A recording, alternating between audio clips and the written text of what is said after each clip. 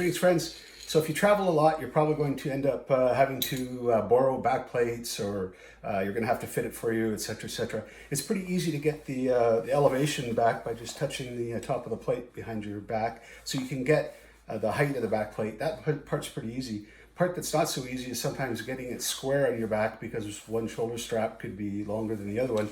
So if you stand on the just stand on the crotch strap and hold it up and bend them over like this, you can actually get a really good idea if they're exactly the same length or not. That's the best way to check. And if you happen to be using a Halcyon plate, it's even easier because the H's are equidistant from the center hole. So I know for my own use that I'm in the middle of the 4th H for my D-rings, and halfway between the 4th and the 5th one in the back and the bottom where they fit through.